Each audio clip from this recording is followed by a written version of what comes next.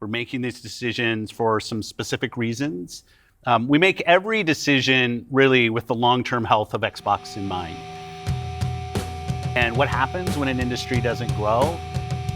Microsoft cutting almost 2,000 jobs at Activision Blizzard.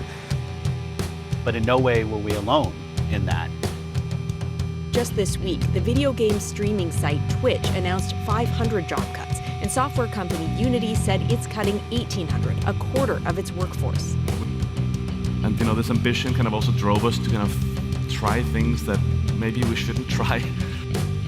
And so I think that just shows you that we got inefficient. The workers, the people who are actually doing the day-to-day work of developing the games, they are laid off. I might get the email saying like, no, we no longer need you. Today's your last day, goodbye. Not a stable industry wherever you go, whether it's AAA or even in indie spaces. Boy, do we have a show for you.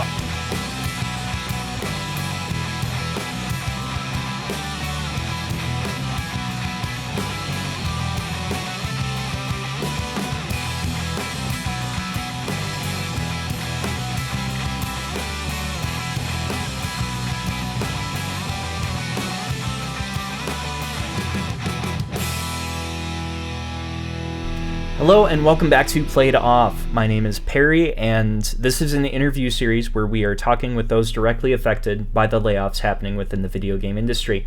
Joining me today is Andrew Buczacki, a senior mission designer, formerly of Drifter Entertainment. Andrew, how are you doing? I'm doing pretty good. How about yourself?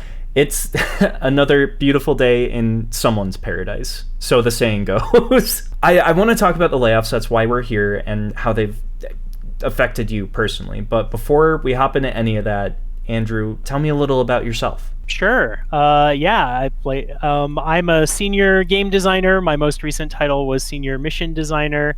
I've been in the industry for going on 15 years now. I threw away my career as a programmer at a computer forensics company to get a job as a customer support agent on Warhammer Online, and I never looked back. Yeah, I spent a good chunk of my career, about 11 and a half years at Blizzard, working on World of Warcraft in various shapes and forms, but also other titles, and then left in 2020 and am now a senior game designer doing game design stuff. That is a journey. I mean, 15 years. It's certainly not a young man's industry, the game design field, or an old man's field, I guess.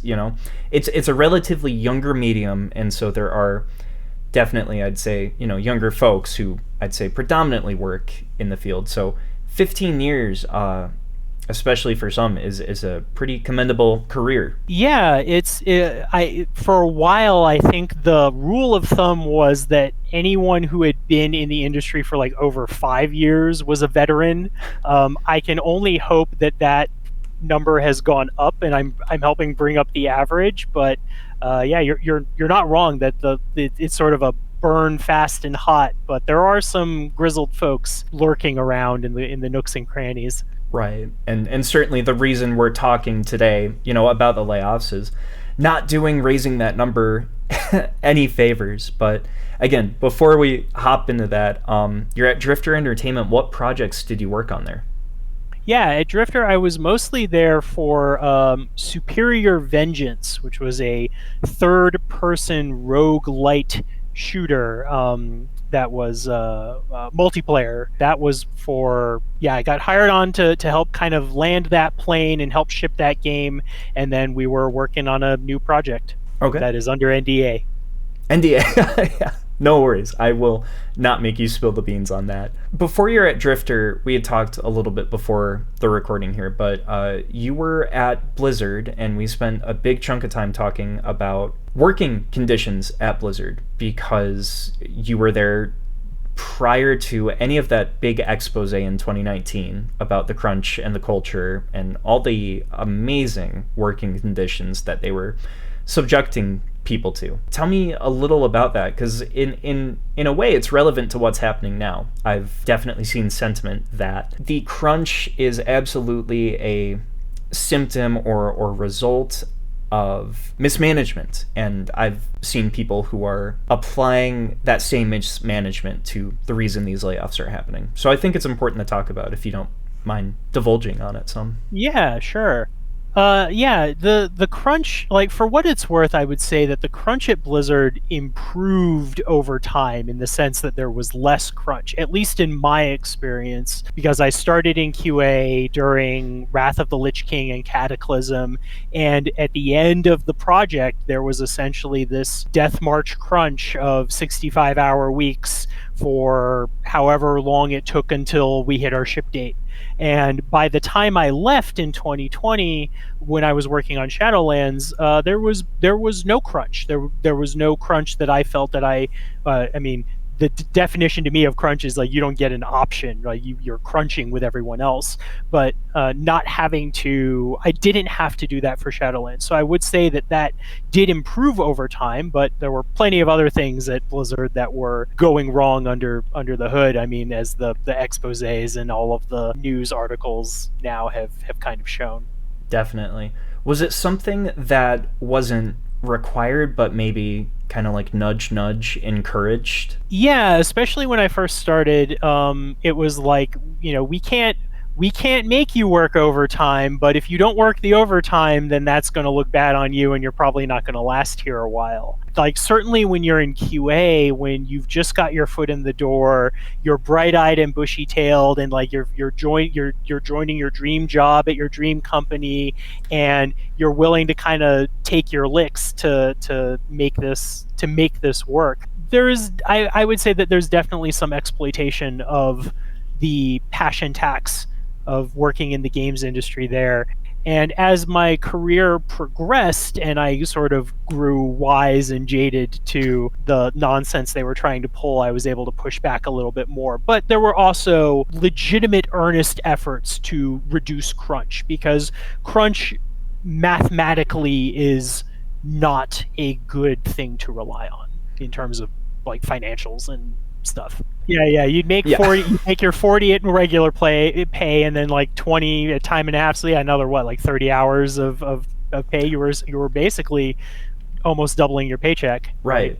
And that's bad for the company's bottom line, I'm sure. But then you start talking about the burnout people are going to feel as a result of the crunch, and then you spend a significant amount on hiring efforts to replace the people who are leaving as a result of the crunch. You have to onboard those people. You have to train them if you have anything specific at your studio or company that needed to be trained on. We want to say it's good that crunch is not as common as it used to be, just purely out of concern for the workers. It's better for the companies too, which I guess that's a win, but good for the workers is the more important part to that, I think. Yeah, definitely. There's the other half of that equation, which is for some people, they needed the crunch to be in order to be able to afford the cost of living, and like that would kind of bankroll them through sort of the lean times of a normal work week, which was always one of my big pet peeves. Whenever people would be like, "Oh, are you ready for a short day?" and I'd be like, "Shut up! You're working 8 hours today. Like, that is not a short week. If you believe that, then like the terrorists have won. You need to stop." That's crazy. And I mean, because a lot of these studios are where in LA, or I've seen big hubs in Boston, Dallas, New York, but in these high cost of living. So were some people reliant on the additional income from the crunch? Absolutely. Like 100% reliant on that.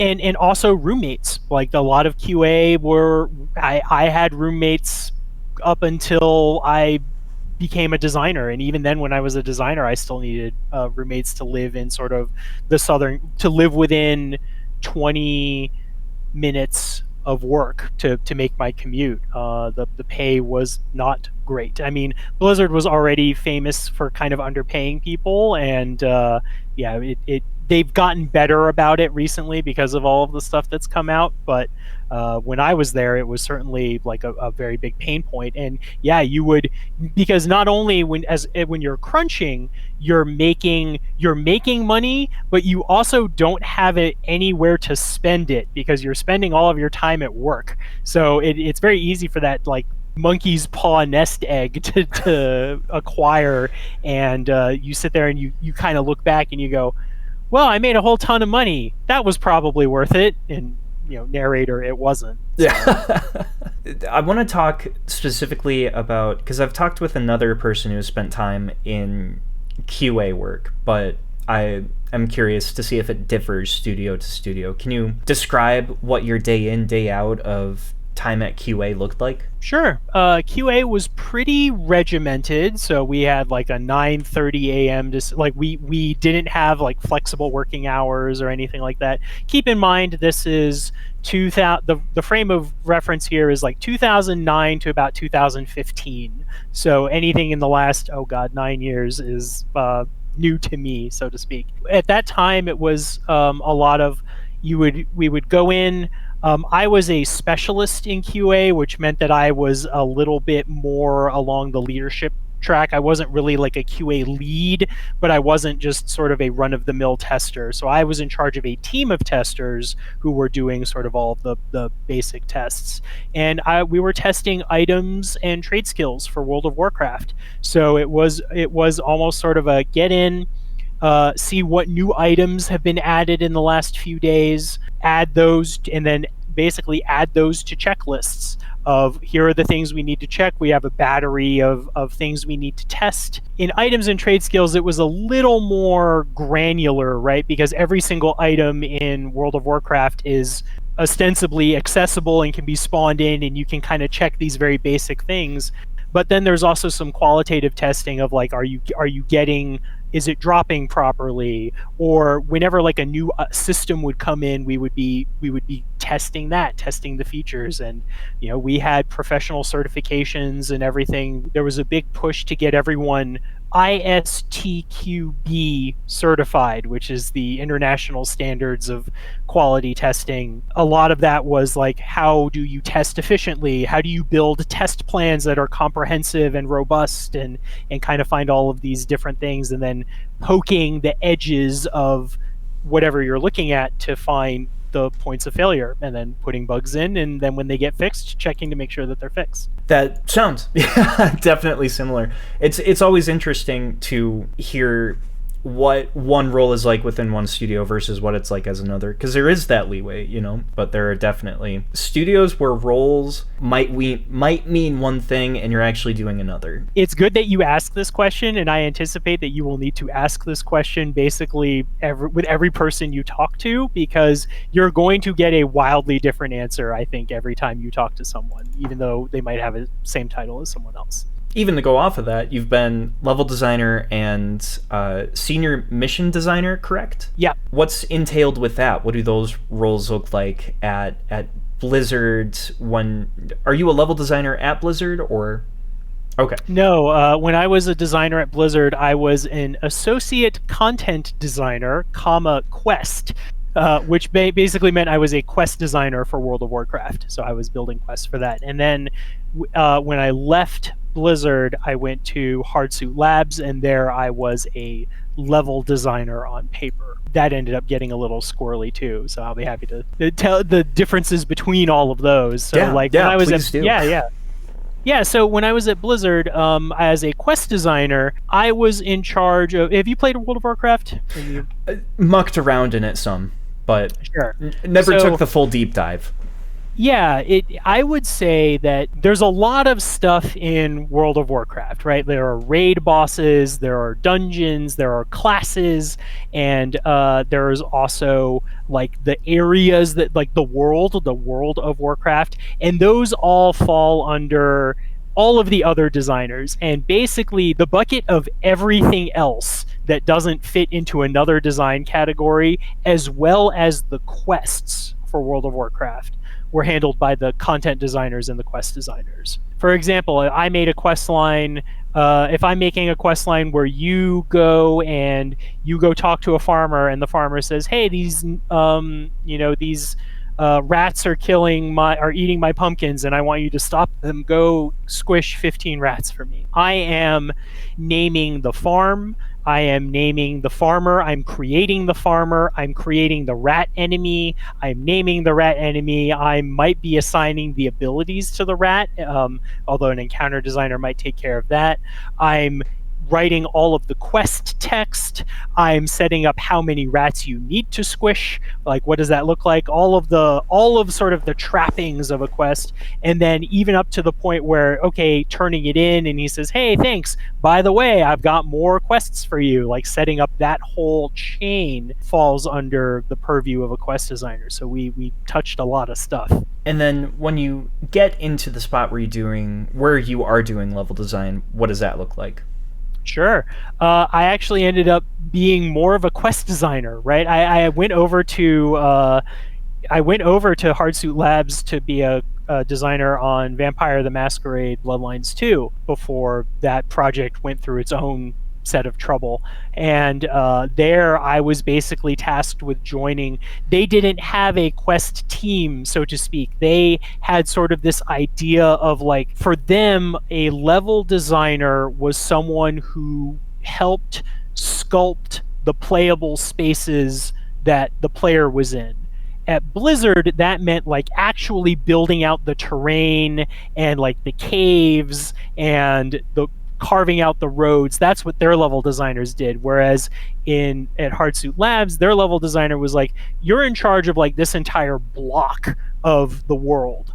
And that includes, like, the NPCs and any quests that involve that space. And, like, if you can run up this building because you're a cool vampire, like setting up the triggers and the design tooling required so that, like, if I run into this wall, I'll do cool vampire jumps up it. You end up touching a lot of that, and then as also being in charge of the quests, then all of the things that I mentioned for World of Warcraft, but kind of whatever Vampire the Masquerade Bloodlines' version of that was. For me, my platonic ideal of a level designer is someone who knows how to, like, create blockouts and create the spaces themselves. So, which involves, like, terrain sculpting and placement of buildings, and, like, because we have, like, a sight line here, and, like, all of these sort of architectural considerations of the space itself.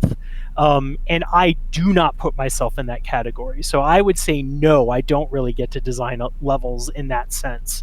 But I do get to, once that sort of dust has settled and those levels exist, then I come in and sort of slap the layer of content on top of it. And some places call that an aspect of level design. Other places call it mission design or quest design or content design. And that's sort of how I tend to lean as well, is, like, the level designers are the ones actually building the spaces you run around in, and then the content designers are kind of doing the rest. But that's not the same at every studio. Let's touch on Drifter, your time as a senior mission designer. Is that pretty... I imagine listening to you talk about level design, quest design, your experience as a senior mission designer becomes relatively similar to that, but what exactly are you doing with that role? Yeah, so missions in Superior Vengeance were, because it was a roguelite, you would load into a level, which was like a map with, routes and entrances, exits, and obstacles, and all that stuff that was sort of in the level. And then the mission was, what are you doing here? Are you killing a boss? Are you just going and killing a bunch of guys? Are you extracting a resource from an NPC? Are you protecting another NPC? There was sort of this idea that, like, you were stealing this stuff called juice, and that was sort of the thing that drove your powers and your power progression. So it was usually some version of, like, go get the juice, and how do I get it? And that's what the mission was. So I described sort of like there's a King of the Hill holdout mode, there's an extraction mode, there's a just kill guys mode, and those were the missions. So I was brought in to, one, clean up and polish the ones that were already there, because they were in not like they needed some, they hadn't been touched in a while and they needed some love, and then also to develop new ones for the game as the game roadmap was planned out. So coming up with like new NPCs, new types of gameplay, new things to do in these maps to ultimately get the juice and get out and move on to the next level in the mission. I hear you say that, and again, interestingly, just kind of going back to the idea that not every role is the same or the same job is different. To me, that sounds like something I always imagined a scenario designer doing, but within the industry, is scenario design, does that refer more to like a specific narrative beat that you'll be witnessing or experiencing within a game? Or does, again, it's probably, the answer is probably going to be at this studio, yes, at that studio, no. Exactly. You've got it right. Yeah. Right? Like I cannot recall a posting I have seen that is looking for a scenario designer. I would say like what you have described to me in terms of like a narrative beat is something that a narrative designer would do. That's the term that I see a lot. But again, like the point of it is that like these are just kind of, it's sort of whatever you need done is what you're kind of being hired to do, especially at like smaller studios with smaller teams where you sort of need to necessarily be more of a generalist. When I was a mission designer, I was working, like I overhauled their quest system because they went, oh, you did quests on World of Warcraft, can you take a look at ours? And I did, and said, okay, well, we need to change a bunch of stuff here, so let's get cracking. So I was a little bit of a systems designer over at Drifter too. You need to be adaptable, yeah, is the big takeaway I'm getting here. What does that do for a developer or someone wanting to be in the industry, just as far as the tools in your kit go, the softwares that you're familiar with? That seems like a big hurdle. Maybe you know level design and you know it by one company's standards. That doesn't necessarily seem to imply that you can easily transition to another. Is that something that you're thinking about as you're hopping between studios, going between roles even? Yeah, certainly. I just sort of anecdotally, I remember when I was leaving Blizzard and I went over to Hardsuit, I definitely had that fear of like, am I a one-trick pony who only knows how to make World of Warcraft quests? You know, I've been using this proprietary editor for years. I know Blizzard inside and out, but can I kind of hack it at this other company working on this other game? And fortunately, in my case, like the answer was yes. A lot of companies will do a design test, which is sort of like, hey, can you produce something that we can look at and we can kind of grade you on it? And they wanted me to do something in Unreal Engine, and I'm like, I have no Unreal Engine experience, and I should have, because it's one of those like pick off the shelf editors that you can kind of mess around in. But I told them, like, professionally, I have basically no experience in this tool. But I said, I'll do your design test, and I did it. And I said, like, oh, look, I spent about 8 hours on this. A good 2 hours of that was learning Unreal. So I had 2 hours of learning and 6 hours of implementation, and here's what I built. And they hired me. One, I'm very grateful for that. Mm-hmm. To answer your first question, it definitely is something you have to consider, because ultimately what the company is hiring you to do when you're looking to go into the industry is, can you do the job they need you to do? I think there's a bit of it's not necessarily a trap, but something to consider. AAA and the bigger the studio is, the better it is that you are specialized at what you do. The small and the opposite is true. Like the smaller your team is, the more hats you need to be able to wear. That doesn't necessarily translate to sort of like the indie AAA spectrum, but there's a sort of a rough approximation there.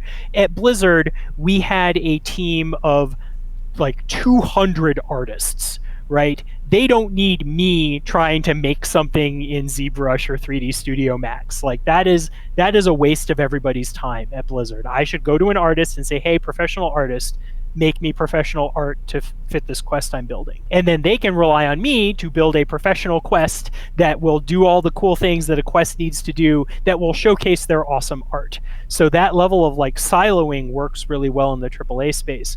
But at at Drifter, I was really fortunate that I was able to like understand systems and help balance encounters and do writing for the game and like all of these things that I had learned as at all of these other design disciplines helped me out immensely. So for a person getting into the industry, it's sort of a cursed problem because you have to know what job you're aiming for before you start aiming for it.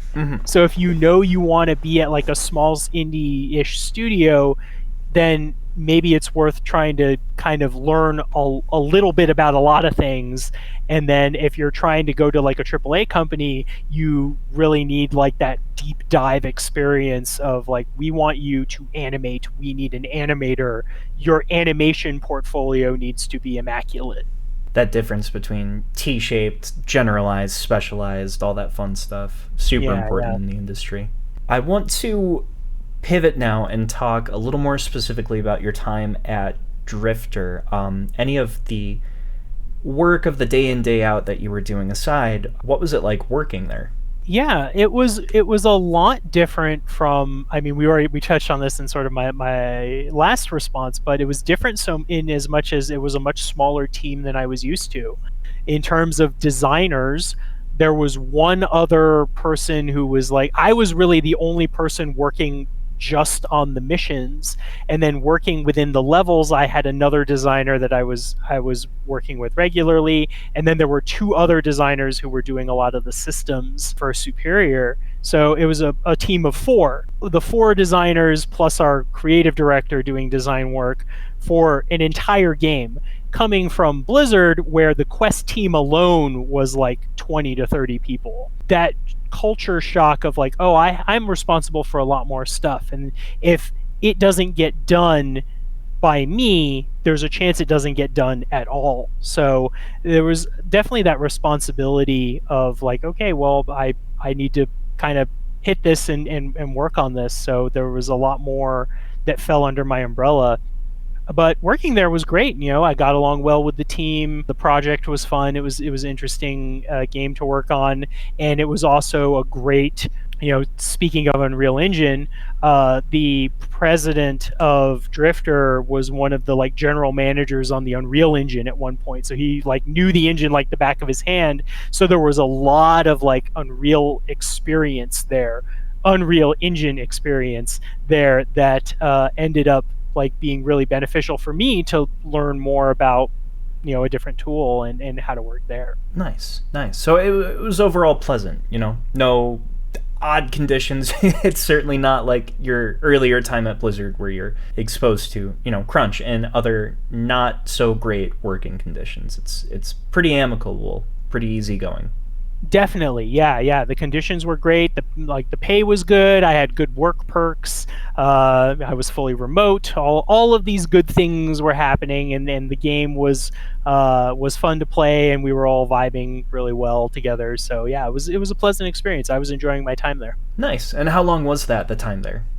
A little over a year and a month, year and 2 months ish. So you're at Drifter and Superior Vengeance ships. What happens kind of in the aftermath of that? It ships and it's being well received. What's the communication from inside the studio like? Yeah. There was a lot of sort of the initial, there's always going to be that initial like celebration of like, we're done, we've shipped the game, it's out.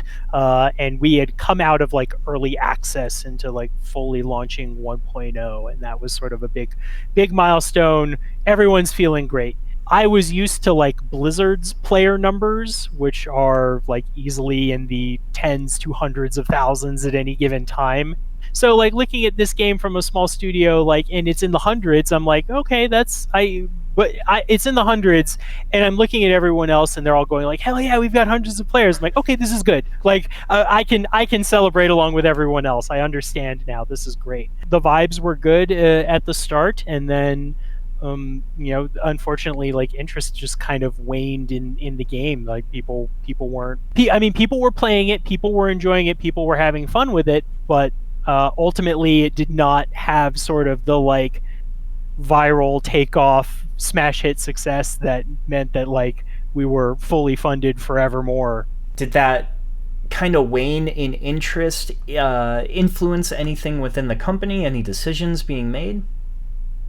Definitely, yeah. We had a plan for like a 1-year live service roadmap. I know live service is, depending on who you talk to, a dirty word, but the idea was that we were going to continue supporting the game. We had more content in the pipeline that we were going to add, and there were going to be these like additional. The game had kind of a comic booky vibe to it, like theming to it. So the idea was like you could buy additional issues, and there would be a battle pass and things like that. And due to the lackluster reception, there was definitely an earlier pivot of like, okay, everything that we've done now, let's kind of lock that down and we'll trickle it out, but let's pivot to a new project. Let's start working on our next game so that we can secure funding and move on to working on the next thing. Would you say that this informed the idea of or served as a warning sign for the layoffs that eventually came? Or do you see those as kind of separate? You know, honestly, like in retrospect, talking about it, it should have been a red flag, but this was one of the things I did when I sort of vetted the company, because I had come from Blizzard, which was a traditionally like very stable company. They did not do lots of layoffs when I was there. And I know that situation has changed. But when I went to Drifter, there was definitely that fear of like, am I going to go, like, is this place going to have one flop and go bankrupt and then I'm going to be out of a job? And I looked up the company and saw like, okay, they've made like 5 or 6 titles in the last 5 years. They seem to have this down. They've got the formula down.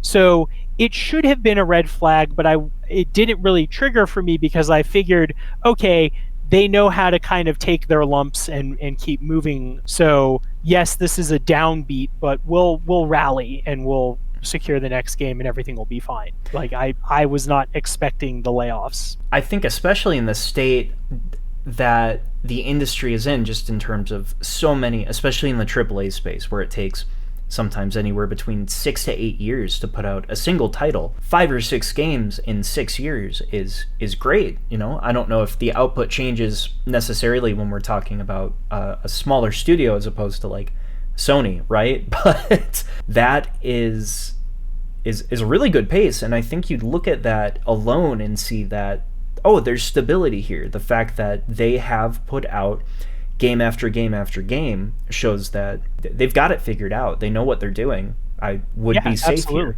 Yeah, exactly. That was exactly my calculus, was these guys seem to know what they're doing. Therefore, if anything is about to go sideways, hopefully like we will have like more warning, or ideally it just won't go sideways and everything will be fine. Sadly, that was not the case. What does the day you were laid off kind of look like?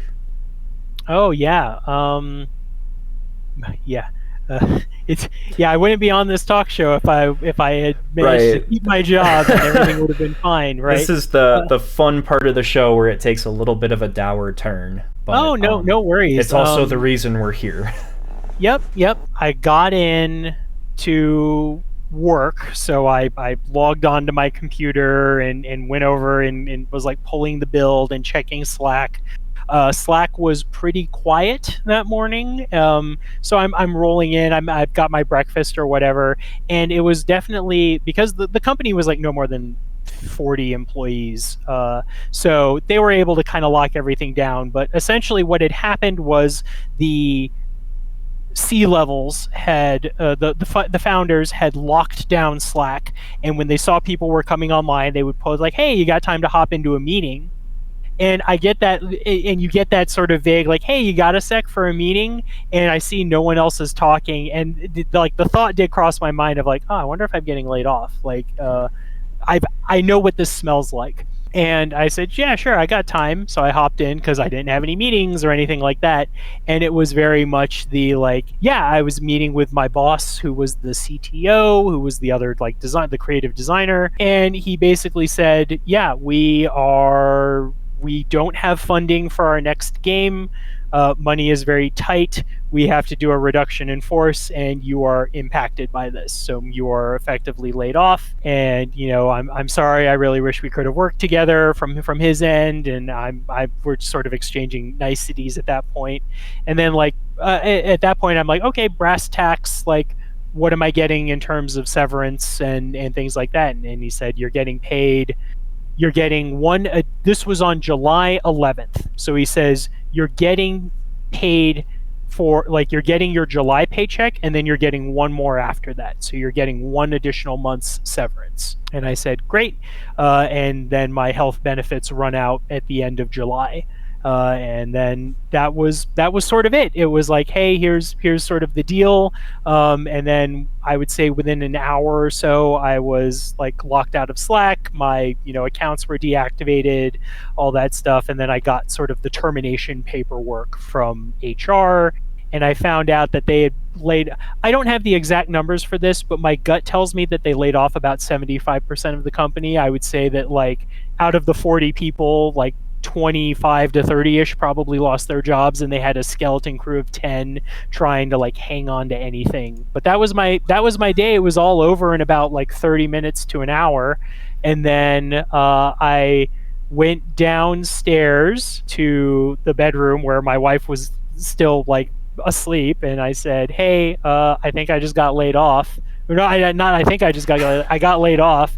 And she's like, what? And I said, yeah, I'll talk about it in a bit. And then I just I'm trying to remember what I did that day, but it was definitely just sort of like a rest day. It was like, all right, I'm just going to play games the rest of the day, and then I'll worry about the rest of this tomorrow. Yeah. You got to take that beat for yourself after going through something like that, just to I guess detox isn't the right word, but just relax. It's a stressful moment. I'll tell you what I did do is I immediately checked like LinkedIn, and I checked on my coworkers. We didn't have access to Slack because I guess they didn't want anyone like doing anything rash or spreading any noise on company channels. But that just meant we all immediately flocked to LinkedIn, and I was just messaging people in a frenzy. I'm like, hey, so you too ? Like, the sort of dancing around the issue. But everyone knew that there were layoffs, so it was like, were you impacted? Were you not impacted? And the networking, that was what immediately happened. Now, Drifter itself doesn't last too much long after these layoffs happen, right? Yeah, I think they've shuttered down sometime in September. I don't know, like maybe a little over 2 months later, they completely shutter. So just at that point, everyone is affected.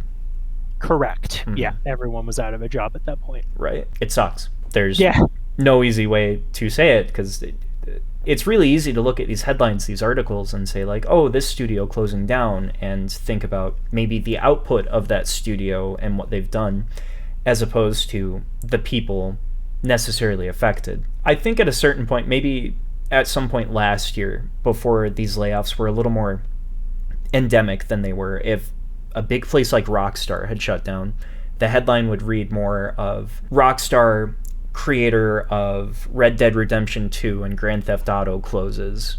Now I think we've thankfully gotten to a point where it'd say like Rockstar closes, X amount of employees affected. But you only get there through that evolution of seeing how that story would form by things being like they are. Yeah, definitely. And I mean, I don't want to say we were among the first people laid off. Like, Drifter wasn't the first, but I think it was one of the earlier ones in the back half of 2023. I know that there were other studios that were doing layoffs in 2023, and at the beginning I sort of had that idea of like, okay, well, I'm laid off, this sucks, but we were kind of prepared for this, and hopefully I'll find something quick. And then everyone else started getting laid off too, and that was sort of that like, oh shit, like this is like this might be more drastic than I was expecting. You've been laid off from a studio that you went into thinking there was maybe not absolute security at, but like you said, you'd done the kind of calculus in your head and waged that you could be pretty stable and secure here. A year later, that's not the case. You're thinking, at least there's security in the industry at large. because none of this had happened yet. And quickly, that's not the case. When you contacted me about, sharing your story, something I took immediate note of was you had not been able to find a job within the industry for pretty much since then, as we're seeing all these mass layoffs. What is that experience like? Yeah, I mean, it's been a pretty lousy roller coaster. Yeah. Because at first I'm like, okay, I got laid off. This sucks, but I'll puke and rally. I've got a huge network, and I was still sort of on. This is a little bit like high on my own supply, but it's like I am a senior designer in the industry. Everyone is always looking for seniors. That was sort of one of the axioms of the industry, and I felt relatively confident I could land on my feet. So I start browsing LinkedIn, I start networking, I start applying for jobs, and I'm talking to all these folks, and the rejections start coming in, and I go, okay, well, yeah, some of these are stretches, some of them aren't good fits, like these aren't working out, and then I see that like those studios are shutting down, the ones that I'm interviewing with, like they're losing their funding and they're going under too. And at that point, it was like, okay, crap, this sucks. I had paychecks to last me through August. From there on, it was like, okay, now we need to sort of like check our savings, examine our financials, figure out what's going on. That managed to last us through until about like October, November. And I had to sit down and it was more of a breakdown on my end where I'm talking to my wife, and it's like, I don't know how much longer I can continue doing this, because here's my unemployment, and sort of like building that burn down chart of like, here's when the money runs out, and when the money runs out, then we need to do something. Like that we need to do something before then, ideally. And fortunately, she was able to very quickly get some full-time work doing some administrative stuff, and that was an excellent source of income. That plus my unemployment was enough for me to go paycheck to paycheck. Then it was dealing with, okay, now we don't have medical care anymore. Now I need to find jobs, and now everyone else is losing their jobs. And yes, I'm a senior in the industry, but now there are people who are more senior than me who are now losing their jobs, and they need to scramble and find something. And at the same time, I was seeing all of these other studios like kind of starting up, and they're saying like, we're building a brand new studio. It's super great. We're hiring a game director and a principal engineer and a tech artist. And it's like, I'm none of those. So crap, now what do I do?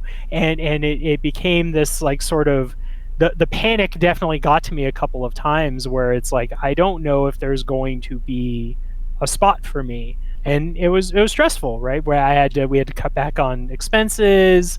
We had to change any plans we had around the holidays, and really sort of tighten our belts, and then also have sort of these like very real discussions of like what happens when the money runs out. A horrifying spot to be, to have those discussions. Even entertaining the idea of having to have those discussions is a terrible thing to have to gripe with. Man, it sucks. I'm sorry. Yeah, thanks. I appreciate it. It was it was a pretty shitty time, all things considered. This isn't the first time you've talked at length about your experience in the industry with the layoffs. There was a great article in IGN Nordic written by Grant Stoner where it's you spoke with Grant about your experience, and I know a big portion of this period of unemployment, which, by the way, how long did that last?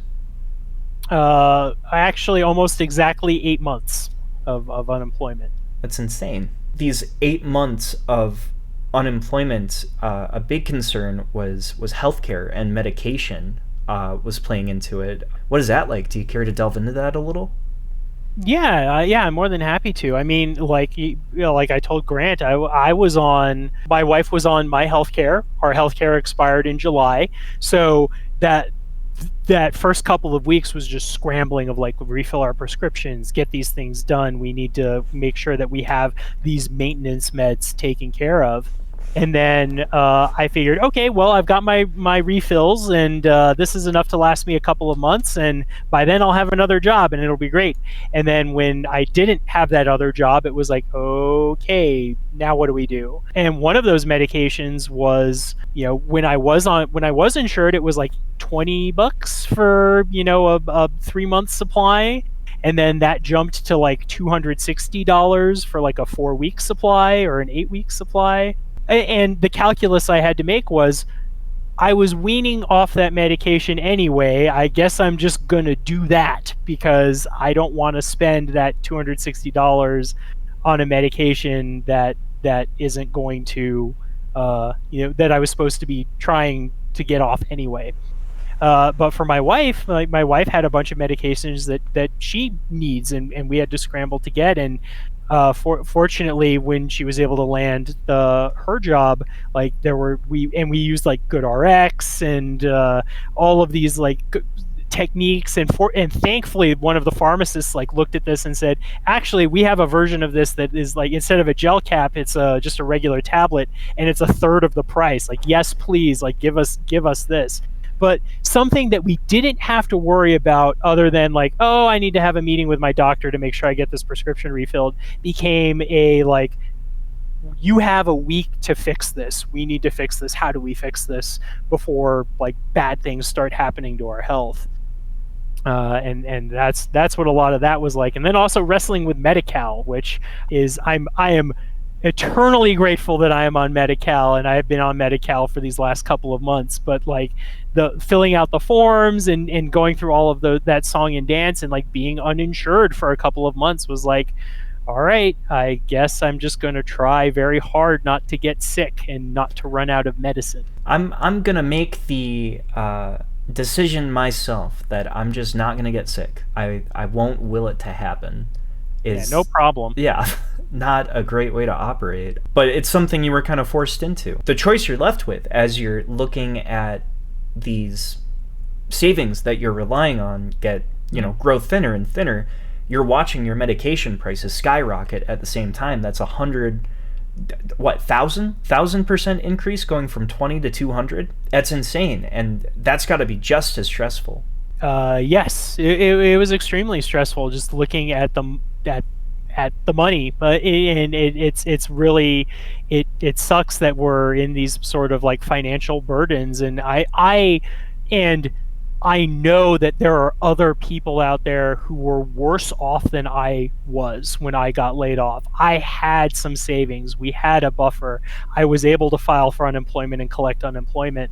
And even for me, like these 8 months, we've essentially been living paycheck to paycheck of like, okay, well, Trader Joe's is having a sale on these things, so I guess we're eating Trader Joe's wafer cookies for, snacks for the next however long these last us. Like those were the kinds of things that was probably like a little bit extreme on our end, but it was like, we need to make ends meet. We are bleeding money. We need to stem the bleeding as much as possible. And yeah, once you trim off like the very obvious things, like, okay, I don't need a Hulu subscription and a Netflix subscription, and I stopped buying games. I treated myself to one game. Like I subscribed to Final Fantasy 14, so like it was like, this is my game. I get to buy and play this game, and I will buy no other games.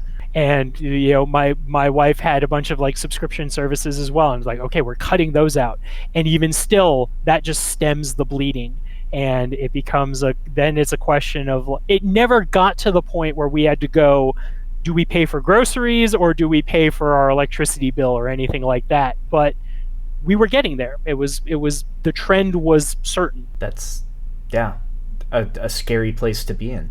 You said, there's varying degrees that are hitting different people who've been laid off of, I guess, severity. You see these comments about people who are worried about visas expiring. You see people who had maybe moved, whether they moved for the job or they were remote and asked to return to office, or people who decided to like start a family, right before these layoffs hit. It's so many people's livelihoods affected in so many different ways. You were able to, after 8 months, find another position, which is fantastic, and I'm very happy to hear that you've gotten that. Is it in games still? Yes, yeah. I managed to land a position at a it's a tech company at heart, but they are looking to spin up a games division, and I'm not the very tip of the spear, but I'm one of the sort of inaugural hires on that end. So yeah, I would say that I'm still in games. Okay, that's great, especially as people are having to look at pivoting. I know we talked before we started recording, but that was something that you were facing. If we hit this point in time, we have to have that hard conversation about, we are out of money, unemployment's run out, what do we do? That was a real situation that you were looking at, is just taking a job where you can get a job, whether it's in games or not.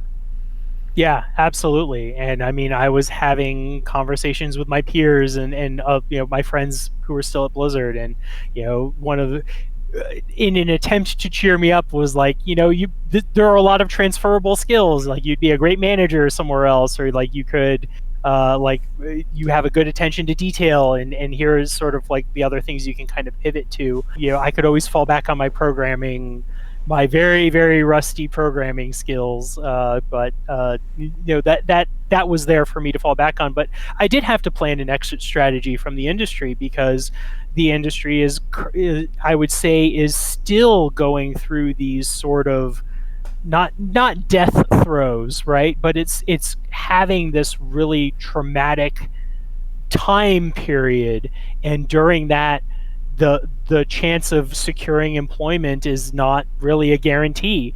And it was like, okay, what are my exit strategies? And I had a couple good ones lined up that could have paid off later this year, but at the same time, I was probably holding out hope longer than would be advisable, because I was getting sort of that drip feed of like, oh, this person wants to talk to me, maybe that'll turn into something, maybe I can wait another week or two before like the money completely runs out and I have to go get a job.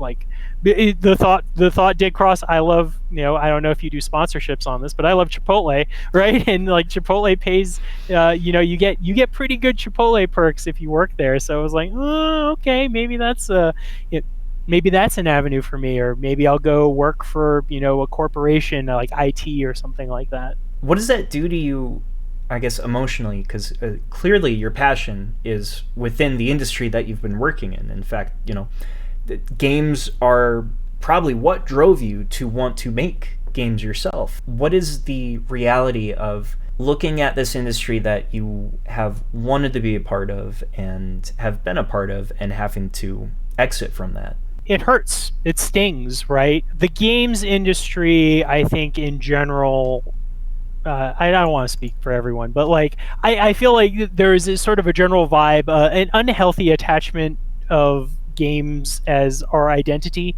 and like working in games as our identity. And the reality is, like, if you build games, you're a game developer and you're in games, and like that's great. So to a certain extent, like, I was never worried for myself of like, if I leave the games industry, I am going to like lose this part of myself and I will never be able to return, and I'm closing this chapter of my life and moving on to something else, and golly gee, it was fun while it lasted. I think I always sort of held out that, like, even if I did have to sort of leave, and I mean, I am kind of I'm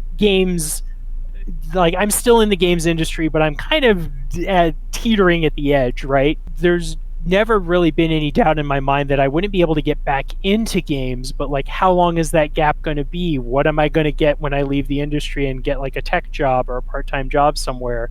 Do I need to reevaluate my priorities and just become a game enjoyer rather than a game creator? I would say that, like, I guess I held out hope, and it worked out for me in the end, which I am very grateful for. But in terms of like, what does it do? Like, the thought of it is unpleasant, right? It's an unpleasant thought, because I do want to be in the industry. I remember, like, not to keep I remember when I got my job at Blizzard, I distinctly remember thinking, well, I've made it. Like I'm done. Right? I don't need to go anywhere else. I'm at Blizzard. I'm at my dream company.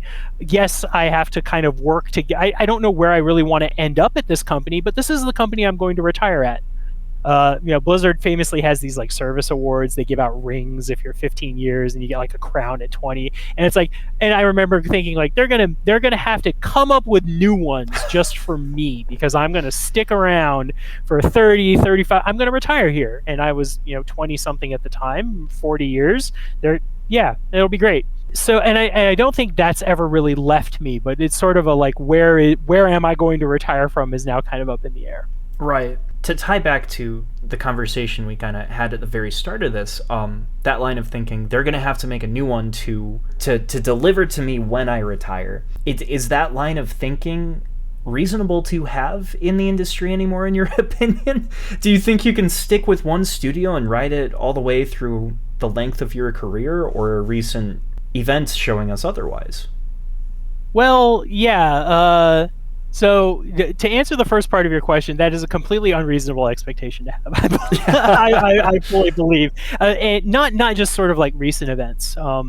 With the current way that the industry is structured, like it is in your best interest, honestly, to hop jobs, get better pay, and like do the capitalism shuffle, which sucks. The other half of your question of like what does it look like to have that, especially kind of right now, absolutely not, right? Like a job is a job is a job. Whatever you can land in this industry, if you can manage to stay in games, is great. And I don't want to speak for everyone, but I feel like there's currently this like there's a sword of Damocles hanging over the studios that have let go. There was sort of a general rule of thumb for doing layoffs, which is like if you need to make cuts, cut deep and cut once, because if you just sort of like string people along and you keep doing multiple cuts, that's even worse.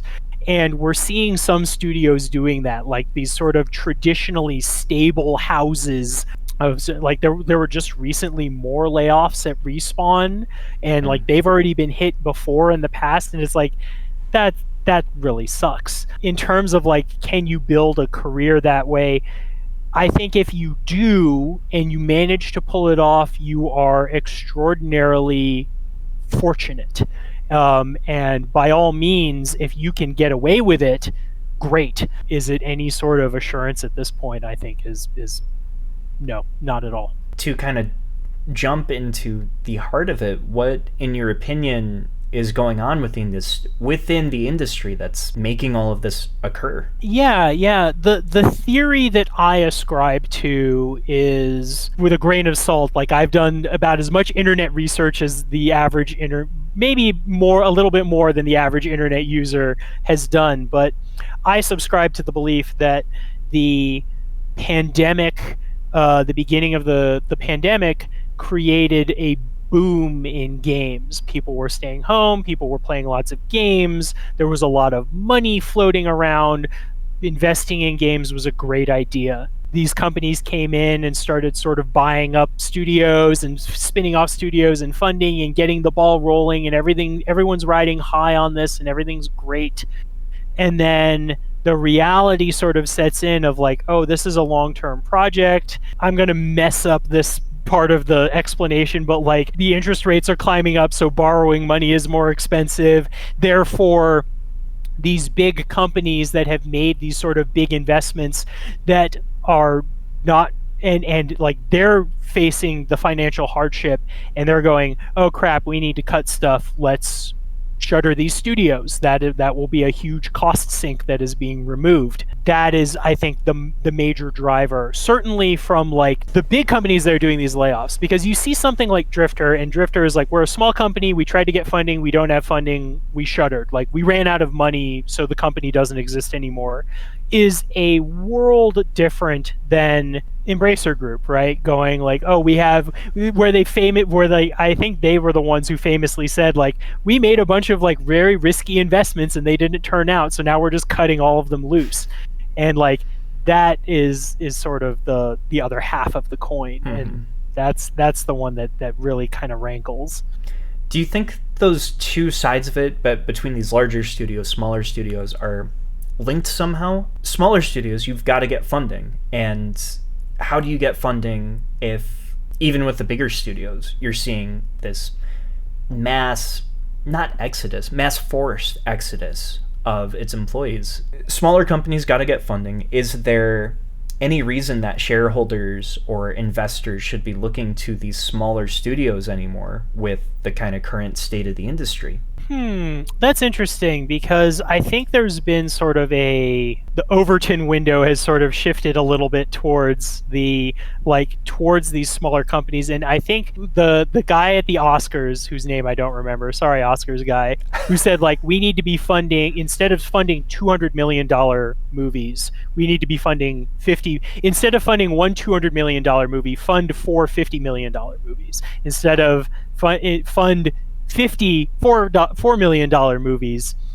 I certainly think that there is a potential, like that, to me, diversifying your portfolio, so to speak, right? If you have all of this investor money, instead of pouring it into this one giant game, you could kind of spread it out over all of these smaller ones.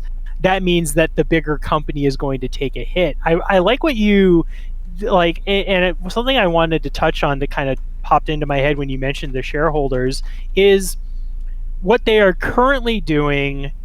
And when I say they, I mean like the corporations that are doing these cuts to sort of appease the shareholders and show growth, is short-sighted, in my opinion, because you are effectively chopping off your foot with the hope that, like, if I chop off my foot, I can still finish this marathon. And it's like, no, you just let go of 600 people who are going to make your game and continue to make your company money. Now you don't have those 600 people. How are you going to get that game made? And I think that is sort of I'm saying this again, I'm as much of an economics guy as you are, apparently. Yeah. Like, the idea of, like, you are sacrificing in the short term and it will cause you to suffer in the long term is what I believe, but I'm also a worker in the industry. So I am very much in my opinion, like, the Japanese games industry has a lot of labor protections in place, but their companies kind of have to take these big financial hits because they're not allowed to lay off their workers as readily as US companies can. So they have this sort of like, yeah, our games aren't doing well, our company is suffering as a result, we need to make better games and we need to make better business decisions that do not affect our workers in an attempt to bring the company back into profitability again. And like, that is very much more, I think, the kind of business idea that I vibe with. Yeah. Well, even like, you think back to the mid-early 2000s and you walk into a GameStop or a game store, you can look at a massive plethora of games that you could probably never hope to experience, and that's more reflective of what you're talking about, what Oscars guy had to say of fund more games with less money just to kind of put that output out there. Sure as hell beats just throwing 600 people's livelihoods away, and probably is better for the sake of, like you said, diversifying that studio's portfolio. I mean, yeah, I certainly believe that. And yes, I think there is still room for these like giant, big blockbuster hits that everyone is talking about, right? Like right now, everyone's talking about Final Fantasy VII Rebirth, right? And Square is riding that hype train in like Call of Duty. But you have these sort of like franchises that are sort of too big to fail, in the sense that like they're going to throw as much money as possible behind it, and like you've got your Call of Duties and your Battlefields and your Maddens, really, like these big games. World of Warcraft is not going anywhere anytime soon, and those are sort of like your sure bets. And there is this world where like everyone is trying to get to that sure bet stage and is willing to throw tons of money behind trying to make their game like the next sure bet. And I think part of the paradigm shift there's that meme that goes around with like Sonic saying, I want shorter games made by people who are getting paid more money, and I want to pay more money for it, and that's what I want, right? I pulled that up on my screen while you were giving your last answer because I was like, yeah, I'm going to talk about this. You beat me to the punch, but it's exactly that. Yeah. Yeah, and I mean, I've had a lot of great gaming experiences playing these like sort of smaller, crunchier games, right? Shout outs to like Chance of Sonar, Dredge, these small games made by these small teams, and if everything is sort of crowded out by these like big blockbuster first party titles, imagine for every one of those that you're funding, you could fund 100 of these smaller games. Is every one of those games going to make God of War money? No. But if you have enough of them, you're insulating yourself against the financial hit of them not all doing great. Yeah, exactly. When you're taking smaller gambles, you have less to lose. It's really just the simplest way it can be put. Definitely, yeah. You can edit out all that previous stuff. No, yeah, we'll leave that. That sounds 100 times more smarter than me saying small number equals small number, There you go, there you go. In your thoughts, is there anything that, because I mean, we are March 15th is the day we're recording this, and we are between the last probably full year at somewhere between 18,000, 20,000 layoffs, just over the course of not even a full year. Is there anything that these game developers, these people working in the industry, can start doing to protect themselves? Oh gosh. I mean, the cynical answer in me, the cynic in me wants to answer, like, the best way to protect yourself is to be prepared for it. Right? Like, expect that you are going to be laid off, start saving, brush up on your resume, like, shake your network, look for companies that have recently done layoffs that are hiring, that, hopefully you can find sort of safe harbor there. The other thing I can think of, to a certain extent, like, I'm very pro-union. I'm a big fan of organizing, and there have been some wins sort of in that space of, like, I don't think the equation is as simple as we make union, therefore we don't get laid off and everything's great. But a union and organizing can certainly help mitigate the damage around things like, what is it, like right of first refusal, which is if you get laid off and then they try to hire your position, they have to hire you back. They have to hire you back to fill your old position back. They can't just replace you with someone cheaper. And the idea of better severance packages. The severance packages from like Epic and Riot and Blizzard were all very good, right? 6 months of like pay, and like healthcare paid for the rest of the year, like, and there was a lot of like good positive language around this, like, yeah, you're out of a job, but at least you'll be okay for a couple of months, and like, yes, that's good. That's ultimately a good thing. Wouldn't it be great if like every company had to have that sort of buffer built in to like give people decent severance? Or I think like the UK has to like try to they have to try to help you find work somewhere else. Things like that would be huge. So like that kind of like organizational power, and I think that future, I think, is inevitable, that we are going to move towards a more unionized games industry. But right now is sort of like a, will this save me from getting laid off right now? Unfortunately, I think it's too late. The layoffs have already started happening, and like, I'm laid off. I don't have a union, and if I don't have any bargaining power because I don't have a job, like, I technically haven't started my new job yet, so I can't really like withhold my labor because I'm already out of the pool, so to speak. With what you say about unions doing their damnedest to mitigate, like, I think I brought it up in an earlier interview, but like, you look at Sega of America, who did have layoffs. They had 61 people laid off. They were also successful in forming a union prior to that happening. It was big news, and it's interesting to think about how much worse it could have been if they didn't have that union. You know, would it be one of these EA or Sony's that instead of 60 people, it's 600 people?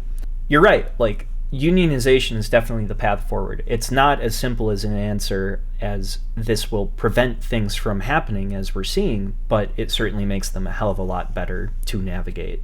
Yeah, and the really cool thing about unionizing is, like, it's the workers' priorities that get the most oxygen when it comes to, like, negotiating your contract. Like, what are the things that are important to you as workers? I will bet you dollars to donuts that the top 3 priorities of every single game dev in the industry right now is layoff protection, is in that top 3. If that is the thing that you are worried about happening when you organize and you start building your contract and negotiating for those things, then those are, like, that is going to be one of those ballot issues that you bring up, is like, what kind of protections can we put in place for layoffs, and getting the language kind of standardized and circulated around that. Definitely, absolutely. What do you think are some of the wider ramifications that what we're seeing right now might have on the industry, especially as we're looking ahead to, you know, the year we're currently in and beyond? Yeah, definitely. Games are a pipeline. There is a giant, like, Play-Doh plunger, and at the back we're pushing it forward, and there's just a tube of game that is, like, oozing out all of the latest titles. Baldur's Gate 3 was in production for, like, 8 years, right? What is currently happening is there is a giant kink in that pipe. Or rather, like, that thumb that's pushing the plunger has slowed down dramatically, because these game studios are just going, these are jobs that are falling out of the industry. These are projects that are being canceled. These are livelihoods that are being disrupted. These are people that are, like, I mean, there are going to be people who leave the games industry as a result of this. And ultimately, I think the big ramification is going to be, in the years to come, we are going to see the scars of this appear in all kinds of different places. I don't think it's going to be necessarily a smoking gun, but if one studio doesn't have a title to launch in 2025, there's probably a very good chance that, like, they had to lay off the team. They laid off one of their incubation teams they were relying on this. I'll give a concrete example, right? Blizzard canceled their unannounced survival game, that project, and all of those developers were, like, let go or found homes elsewhere, but a lot of them were let go.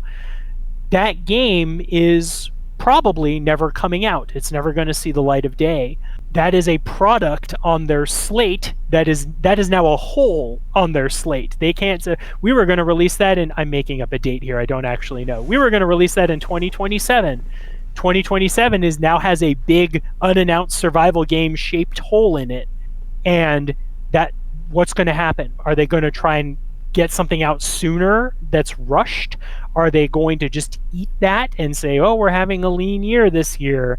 And there are going to be signs around the industry where certain, like, games are struggling to kind of get off. I think there's going to be a lot of sort of cleaving back to these big tentpole franchises while everything kind of tries to, like, reboot and get these things off the ground, which means we might have a couple of years where there just aren't a lot of, this last year was a banner year for video games. Tons of amazing titles coming out.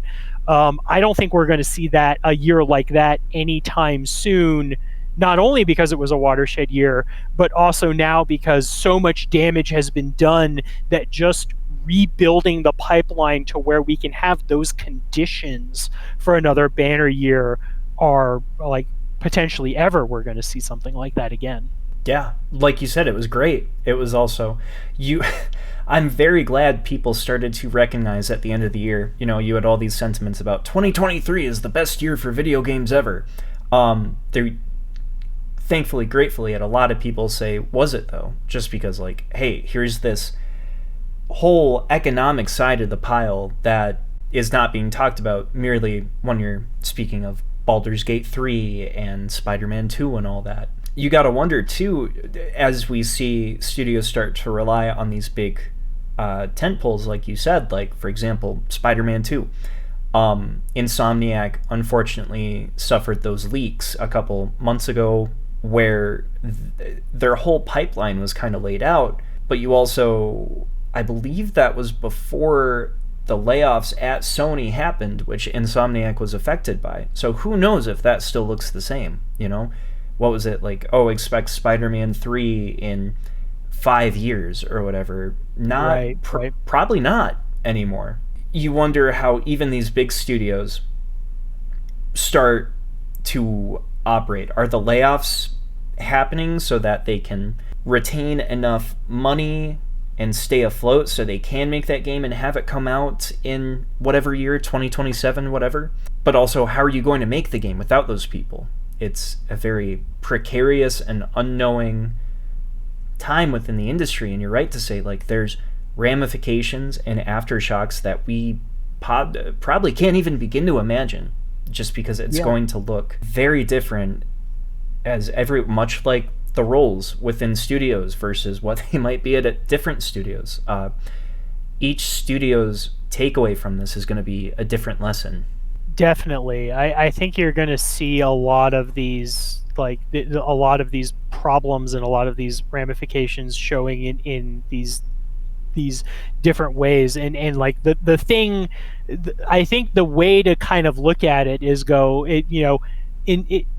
this unexpected thing happened. Like, where's our latest Spider-Man? Like in your example, where is it? And the answer is, it's probably still being developed, because now these layoffs are not going to make anything faster or better, or like, this isn't we're trimming the fat. This isn't we're streamlining our processes. This is we are amputating because we are bleeding money, or our growth numbers are looking bad, or whatever, and therefore we need to just lop this limb off and hope for the best.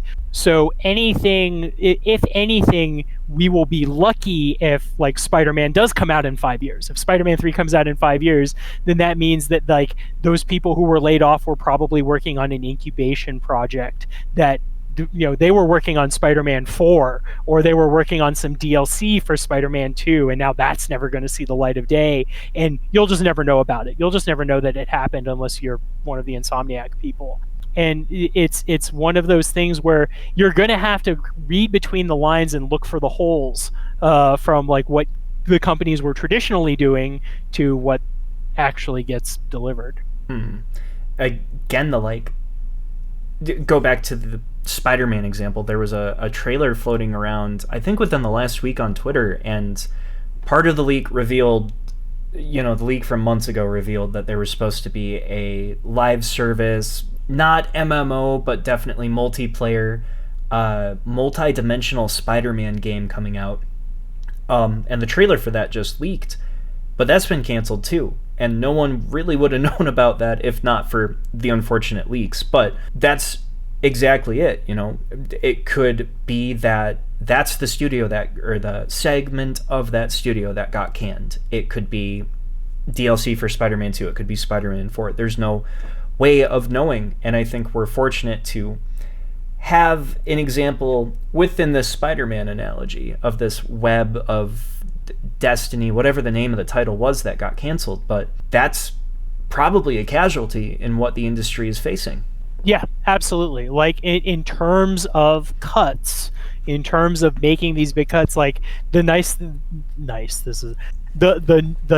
thing from a corporate overlord standpoint of the unannounced survival game is that, like, they needed to sink more money into it to make the game, and now they can cut that and write that cost off and save all that money and recoup all that money on all those salaries.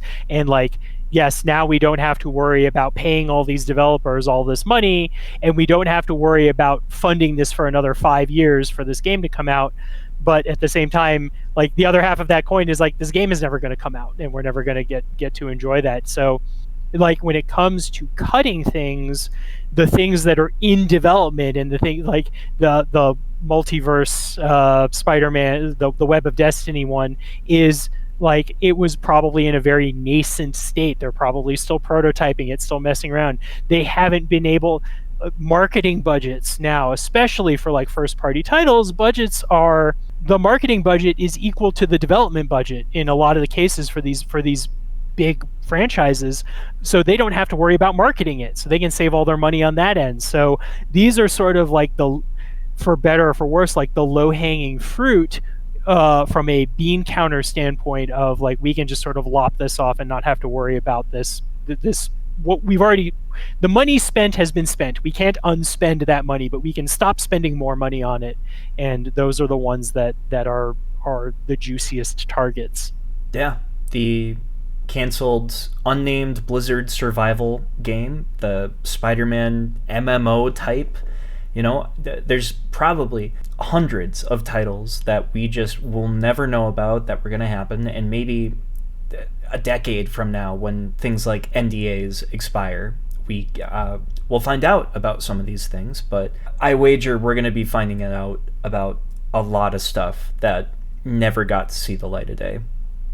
Absolutely. Like you're even when times are good, there are still especially at a shop like Blizzard, they weren't working on just the unannounced survival game. They had other projects that they were working on. It's been a while. I can't really speak to the state of them, but like they're working on multiple projects because they're trying to diversify and they're trying to keep everyone sort of gainfully employed. And like, yeah, those will fail. And sometimes those games will get canceled. And so there's like, for every game that ships, there are at least 100 other games that won't make it to see. For any given game that ships, there are 100 games that don't for various reasons. And I think we're going to be seeing more of that, and the reason for that being these cost cuts and these layoffs being a huge part of that as well. It sucks. The whole situation sucks. Out of curiosity, you want to know what some of those projects that are getting canned are that never get to see the light of day. And that's certainly, like you said, it's not just now. You know, even when times were good within the industry, you still had these hundreds of titles that never saw the light of day. Before, it used to be a point of curiosity, like, oh, here's this weird thing that Nintendo had internal design documents for. Maybe there was a couple screenshots. How cool is this? This is like a piece of the history of the company. Now it's being looked at with a big twinge of sadness, where you hear about these projects and you're recognizing that they're not coming out because people were laid off. It no longer seems to be within the current state of the industry. You know, a decade from now, when we're hearing about these games that didn't happen from this time, it won't be, you know, oh, this is what Spider-Man MMO could have looked like. It's, you know, Spider-Man MMO didn't happen because Sony went through layoffs at the time. Certainly affects the lens in which we will be viewing things that were previously viewed with nostalgia, curiosity, intrigue. It's going to be tainted now. I think that's a really good way of looking at it. I think like you're right that there's going to be a lot of there's going to be this sort of this era, this level of the game, the history of video games. This particular stratum was going to be like, you need to examine everything with sort of the assumption of, did this get canceled because of the layoffs? Did they just lay off this team because of financial reasons, rather than like you see things like No Clip and you watch those sort of retrospectives and they talk about how, you know, they were trying to find this game, trying to find the funds, so to speak, and they couldn't, or there were all of these other reasons for why this didn't happen, and then but this time the reason is going to be the studio just laid off the whole team because they wanted to save money, and that might be the truth. Right. And, you know, you speak up, you you speak up. You bring up No Clip, and my mind goes to the most recent one I watched, where it was that one talking about the Burger King games, probably most specifically, notably Sneak King, and how many oddities and curiosities like that are you just going to stop seeing? I mean, it's not like opportunity for something like that doesn't exist. I don't think I'd want to see a AAA McDonald's game come out nowadays, but there are parts of the history that we're no longer going to get to see. You're not going to have these companies with franchises or IPs necessarily look at wanting to make a game. It's not always a good investment. It's years of development time. If you want a AAA experience, you're looking at 6 to 8 years and hundreds of people working on it. The current operation of the industry is having a very upsetting impact on, I guess, the cultural oddities. Not cultural oddities. It's having an effect on everything. But these weird relics, that people look on with nostalgia and question why they don't make them like they used to. The hundreds of THQ, Avatar and SpongeBob and Fairly Odd Parents games that came out in that PS2 era. You can't have that anymore. And it's partially because no one's interested in spending the time to make that amount of money, but also, what if they're working with a company for 6 to 8 years and that company shutters? And this is kind of going back to the Sonic the Hedgehog thing, right? Like, I want more games made by fewer people who are getting paid better, and it takes more time. I think that's you're right, very, very poignant, where you're looking at these games that they don't make them like they used to. My prediction is that like we're going to see a lot of the big tentpole releases for a couple of years, and as that pipeline kind of dries up, there's just going to be a lot of lean quarters where they go, we don't have a game to release in this quarter because there's nothing to show, and we're not willing to sink the money into investing to making this game. One of my friends told me about a studio that they worked at where they were trying to pitch a game. I'm going to leave out the details here because it's not really my story to tell. The studio heads went to their big corporate publisher and said, we have a pretty good idea for a game we can make in our wheelhouse, and we think that, if you invest $50 million, we can guarantee sort of like a $400 million return, or like if you give us, we can make like a $50 million game. The publisher went back and said, we don't want to pay you to make a $50 million game. We want you to make a $50 billion game. Like, those are the games we want you to be making because we want that capital, we want that money. So, to your point, like, yes, you're going to have the, THQ sort of did the shotgun approach, right? Lots of small, relatively inexpensive games made on stricter schedules, shorter time frames, smaller budgets, and not every game is going to be a Sneak King. I know I jumped publishers here, but not every game is going to be a Sneak King, but you do get those Sneak Kings. You get those really cool games that have that like really cool quirk that, oh man, this game was just built different because it did this really cool thing. Part of this cleaving to the tent poles is going to just create more of the same tent poles. Like, they're not going to necessarily be able to innovate. Well, I think one of the not so dirty secrets about the games industry is that we shamelessly steal from each other all the time, and we steal great ideas from each other all the time. Blizzard is famous within the industry for taking someone else's really good game and making it an amazing game. Like, they take that game, they take that mechanic, they polish the crap out of it, they add their own Blizzard spin to it, and they make something fantastic. Every studio is doing that. We're all inspired by each other. There's a lot of, the other joke that gets made in the industry is like the creative director comes in and goes, so I've been playing a lot of Elden Ring recently, and it's like, we're making a dating sim, sir. We're not going to put Elden Ring stuff into our dating sim. It's like, but what if we took some of the Elden Ring stuff, right? The Dark Souls of dating sims. Right, and that level of innovation and pushing the envelope and coming up with that really cool stuff, like when you're pouring $200 million into this game that now needs to make $2 billion in order to be considered successful, right? Like you've seen those articles where it's like, oh no, it recouped its cost, but it didn't make enough money. It didn't make enough profit, so therefore it wasn't worth the investment. And it's just like, if you're making those smaller gambles, you're creating more fodder to create that that gamble that's really going to pay off. Mm-hmm. I wonder if there's a shift in even just the general public or the consumer's end of things too, where they are looking for more of these.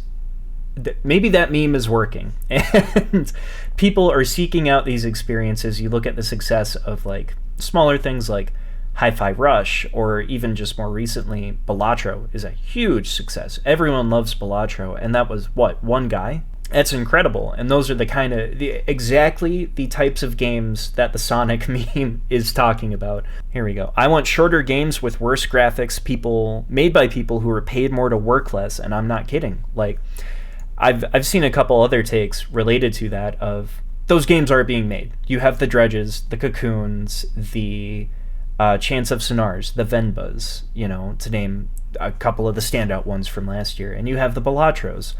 And now you just need people to buy them. So that hopefully people start looking at those games as, the safer bets. And I think something like Balatro, the size of it, the scope of it, proves that there's a demand for that kind of thing. Yeah, and I think there's sort of there's going to be a dearth of games at some point in the near future, right? As this kink in the pipeline kind of fixes itself, and there's just going to be fewer games. And if you're not into those like tentpole franchises, or if like you were hoping to play Final Fantasy VII and Grand Theft Auto 6 and Red Dead and Star Wars, and like you had this slate of like, what am I going to do with my April? I've got these 7 games coming out. You're going to kind of go back to the, I guess, sort of quote unquote the good old days, where you're not going to have that many games to play that might necessarily interest you. And maybe that will push people in the direction of like, I should check out this Venba game. I should check out Thirsty Suitors. I should check out Balatro. Like everyone's talking about Balatro. Maybe I should play Balatro. So I am an eternal optimist, and I would, despite all of the cynicism I've been giving you so far, and like the best thing that could come out of all of this is an indie renaissance and an appreciation, and those titles getting that sort of recognition that they honestly deserve. That these games that are getting critically acclaimed by the industry and the awards people of the industry, but maybe are not necessarily seeing mainstream appeal.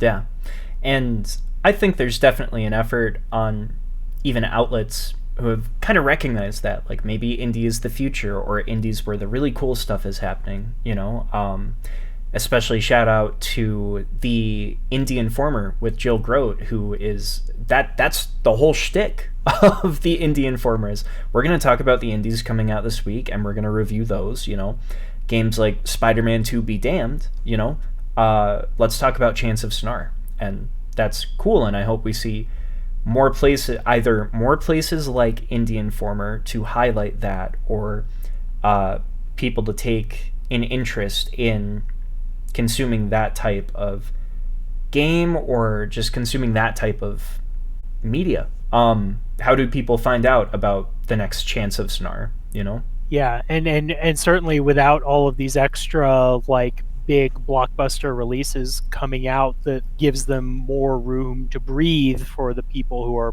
looking for them. And then I guess the dangerous dance there is like, this cycle, history repeating itself, essentially, right? Everything kind of, everyone kind of pukes and rallies off of this, and then goes, all right, well, let's just start buying up these indies again and putting them under our publisher wing, and making them make these games that we want, and shoehorning in these elements and firing the ones that don't that don't work out well is like, I guess that's sort of the cynical side of the coin is, yes, we can use this as an opportunity to view all of these indies and we should celebrate them, and then we need to make sure that we don't lose that magic in their creativity, the constraints that gave them the creativity to, and the small gamble that they made paid off really well. You cannot take that, put it into a machine and get that exact same result with every game you make. Yeah, there's certainly something there to be said for like creativity and like there's the most creativity comes from the places that can sort of take on these big risks. And yes, you're taking a big the idea of like the big risk is we are making this small game that is going to do something like really wild in it, that kind of stands out and is super cool. And like that's the big risk, rather than like we are investing $1 billion into this game. We need to guarantee that this game gives us $4 billion. Like those are two different types of risks that are being viewed differently by different types of people. And it's so, I think where I'm going with this is the idea that like the companies have sort of moved in the idea of like financial risk rather than creative risk. And like when you see creative risk really pay off, that's where you want that mill churning, where you want these people who have the freedom to sort of create and try these different things. And if not every idea is going to work, but if your idea does work and then it takes off, then you can start investing more into it and making it more of a bigger thing, and then it the sky's the limit. To go back, yeah, I do think indies are the place you're going to see that happening. I mean, they have been for a good while now, but as we get into this kind of stopgap that you've been talking about, that's probably the only place you might be likely to see that kind of creative gamble. Yeah, definitely. And now I'm just sort of like trying to think of examples, and like the thing that kind of comes to mind is like think of a favorite franchise of yours that started off as a spin-off to another game.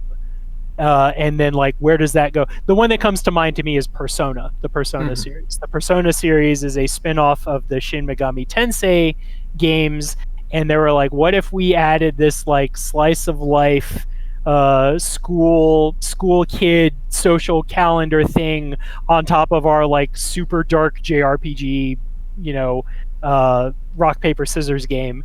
And they tried it, and they had a couple games and it worked out great, and they made a couple of them, and they had modest success. And then like Persona 3 came out and blew up. And then like my first exposure to like that series was Persona 5, and now it's like now I'm hooked, right? Like I will always play a Persona game now because like they took that initial risk, like having that creativity of like, what if we take our successful rock paper scissors JRPG and we slap some like slice of life stuff onto it, let's see how it goes.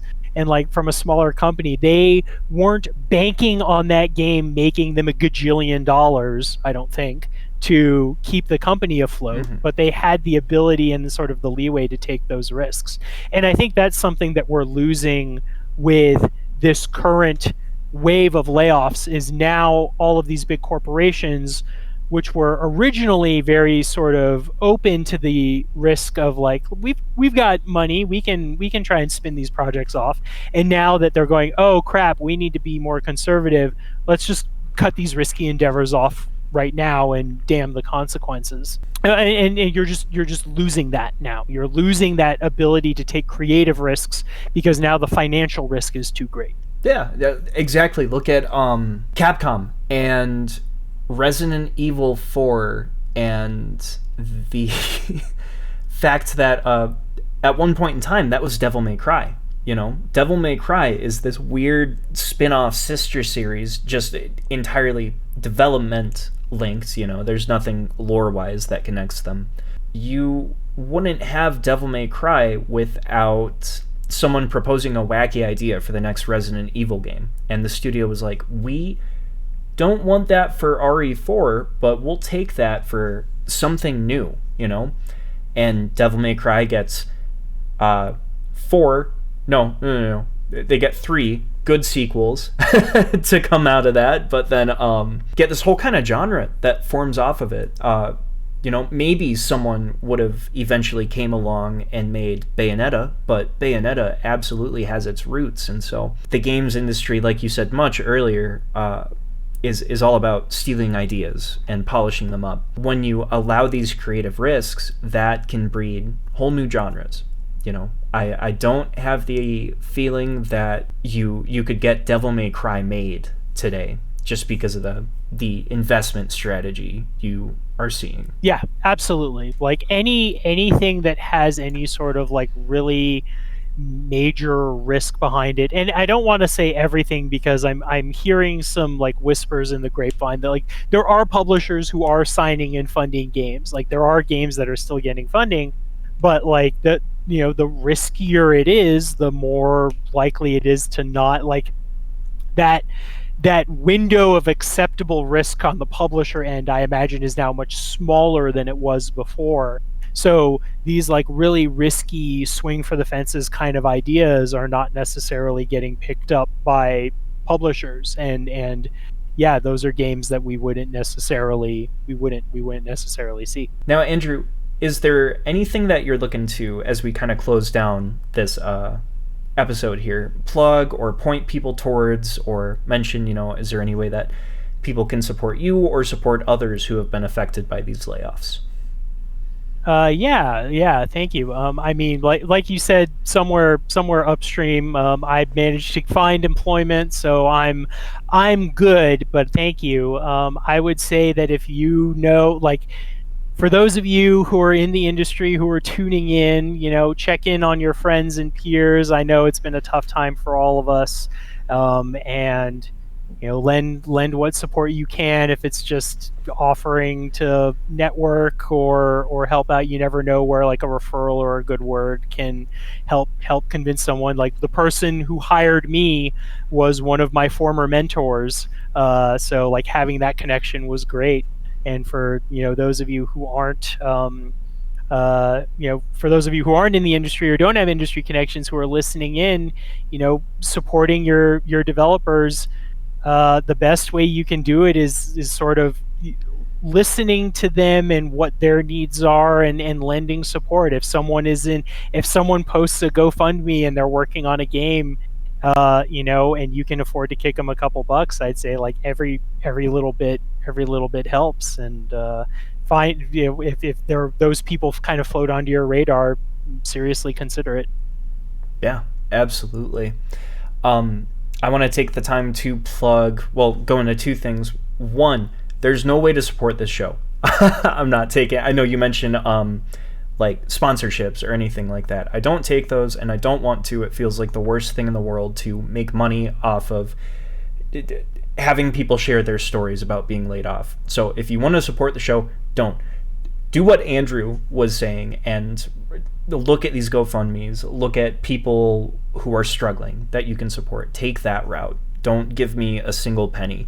I do want to plug the Games Industry Job Hunt Slack channel that I've seen floating around, and I will put links to that within the description for this video. They are a community focused on providing job hunting resources to those impacted by a layoff or reduction in workforce within the games industry. And Andrew, I understand that you've had experience with this. Yeah, I am in that Slack, so I will say it is like you do have to be a member of the industry, and there is like a vetting process to get in. But like if you're a recruiter, by all means, like go and join. They are eager to have you come in and like pitch your. There are tons of people in there looking for jobs, and like the talent pool is there. The talent pool is ridiculously rich right now with all of these layoffs, and snapping someone up from there would be very good. Mm-hmm. I also want to take the time to throw out Amir, Satvat.com. Looks like Amir has a whole bunch of resources that tackle anything from hiring, visibility, coaching, role listings, community connections, career planning, support postings. There's links to a LinkedIn community, and so if you have been affected by these layoffs or you know someone who has and want to point them to either that games industry job hunt Slack channel or AmirSatvat.com. Again, I'll put links for both of those in the description. Andrew, do you have any final thoughts, any words of wisdom before we sign off here?